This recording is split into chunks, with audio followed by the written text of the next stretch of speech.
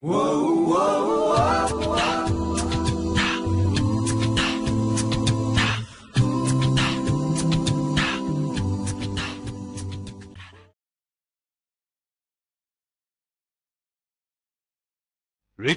হৃৎপেশি দ্বারা গঠিত একটি জীবন্ত পাম্প যন্ত্র।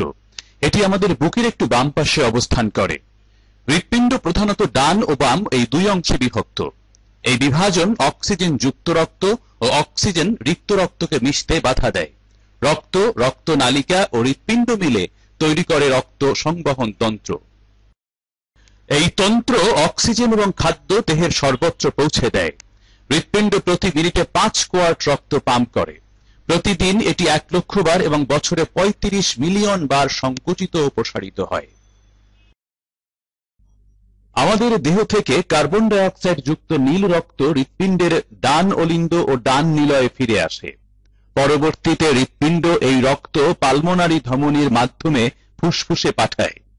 ফুসফুস এই রক্ত থেকে কার্বন ডাই অক্সাইড বের করে দেয় এবং এর সাথে অক্সিজেন যুক্ত করে। অক্সিজেন যুক্ত লাল রক্ত এরপর বাম অলিন্দ ও বাম নিলয়ে প্রবেশ করে। হৃৎপিণ্ড এই রক্ত মহাধমনীর মাধ্যমে দেহের সর্বত্র পৌঁছে দেয়। আমাদের হৃৎপিণ্ডের 4টি বাল্ব রক্তকে নির্দিষ্ট পথে চলতে সাহায্য করে।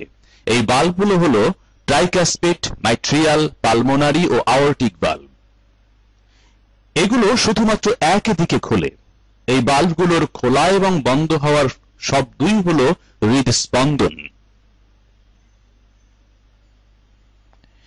হৃদস্পন্দন সিস্টোল এবং ডায়াস্টোলের সমন্বয়ে গঠিত।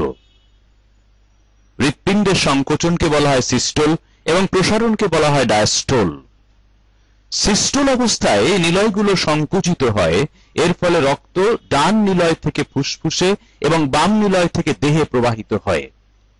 এরপর নিলয় দুটো প্রসারিত হয়, একে বলা হয় ডায়াস্টোল। ফলে অলিন্দ থেকে রক্ত নিলয়ে আসে। এইভাবে এই চক্র বারবার চলতে থাকে।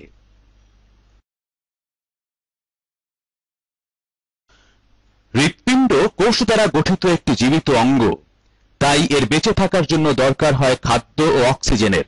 যে রক্তনালীর মাধ্যমে হৃৎপিণ্ডের প্রাচীরে রক্ত প্রবাহিত হয় তাকে বলে করোনারি ধমনী। এর মাধ্যমেই হৃৎপিণ্ডের কোষগুলো খাদ্য ও অক্সিজেন পেয়ে থাকে। আমাদের হৃৎপিণ্ডের ভিতরে রয়েছে সুন্দর একটি বৈদ্যুতিক সার্কিট।